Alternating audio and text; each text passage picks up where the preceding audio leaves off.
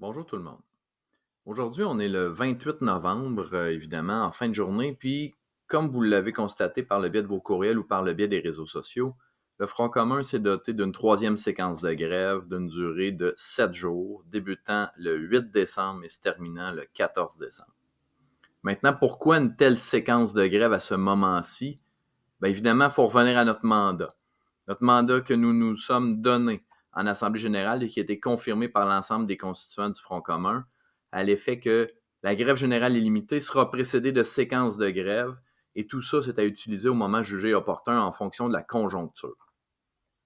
Bien, cette conjoncture-là, elle a évolué. Elle a évolué parce que il faut se rappeler que oui, il y a eu un premier mouvement de grève le 6 novembre de courte durée, et il y a eu également nomination d'un conciliateur, suivi d'une séquence de 3 journées de grève. Et on est sorti à la fin de ces 3 journées de grève-là avec des rencontres qui ont eu lieu avec le conciliateur. Ce faisant, il faut donner un espace à la négociation. Par contre, ça ne va pas assez vite.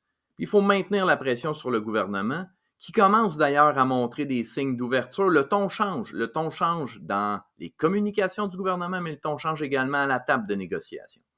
Mais ce faisant, on croit toujours, puis c'est pas une fin absolue, les fêtes, mais on croit toujours à la possibilité d'obtenir un règlement satisfaisant qui va venir changer le quotidien des gens qu'on représente avant les fêtes.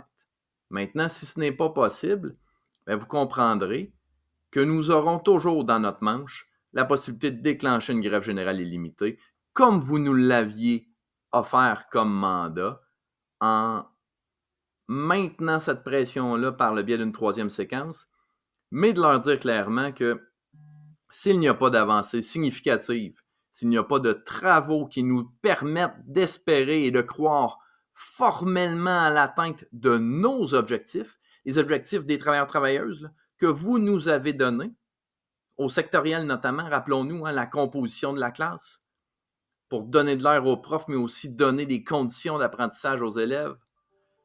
Ensuite de ça, il y a d'autres choses. Il faut aussi être en mesure de voir un allègement de la tâche.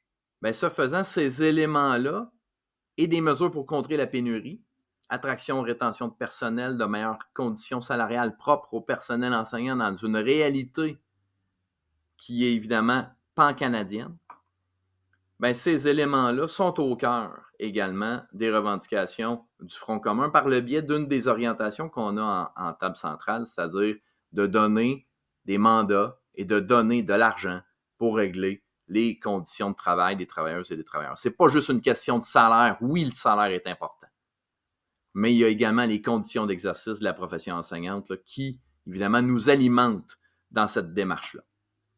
Donc, ce faisant, le Front commun, en fonction de la conjoncture, en fonction des échos, en fonction des signaux qui nous ont été envoyés, on a jugé opportun d'y aller d'une troisième séquence en disant que c'était la dernière. C'est le dernier coup de crinque parce que la crinque après, elle est brisée et si on doit se rendre là, c'est la grève générale illimitée. Tout ça dans le but d'atteindre nos objectifs de négociation. On se rappelle, la grève, c'est un outil, ce n'est pas une fin en soi, bien au contraire.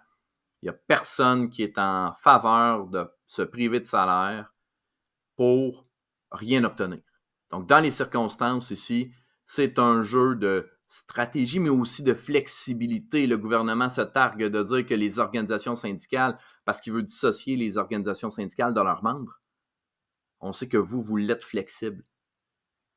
Mais nous aussi, on est capable de faire preuve de flexibilité en faisant un jeu de mots, en donnant une chance à la négociation, mais en maintenant en même temps la pression pour, qui sait, obtenir un règlement satisfaisant d'ici la période des fêtes.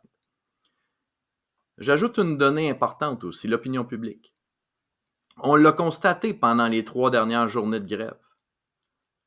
Les gens nous soutiennent. Les sondages à l'appui également. Prenez l'exemple de la marche du 23 novembre en ce qui nous concerne dans la Nodière-Nord. Les gens sur le boulevard Sainte-Anne sortaient sur leur perron, venaient nous encourager à continuer cette lutte-là pour la défense des services publics, pour l'amélioration des conditions de travail et de service. Bien, ça, c'est un signal clair que le gouvernement doit avoir entendu et doit nécessairement aussi saisir. il est temps de se mettre au travail de façon sérieuse et, bien évidemment, de viser concrètement des améliorations de travail pour les gens qui, sur une base quotidienne, font vivre les services publics. Donc, de plus amples détails vous seront donnés là, dans les prochaines journées en ce qui concerne la prochaine séquence qui se déploiera du vendredi 8 décembre au jeudi 14 décembre. 7 jours de grève, puis en ce qui nous concerne, nous, personnel enseignant, 5 journées ouvrables où nous serons évidemment mobilisés, mais surtout déterminés et visibles afin que nous puissions collectivement atteindre nos objectifs de négociation que nous nous sommes donnés, basés sur des mois de consultation et des réalités terrain qui sont, vous le savez, maintes et maintes fois dénoncées, et ce, peu importe le moment de l'année. Donc sur ça, je vous souhaite une bonne fin de journée, puis au plaisir là, de se retrouver sous peu, qui sait, dans une rencontre d'information ou plus tard sur les lignes de piquetage. Bye.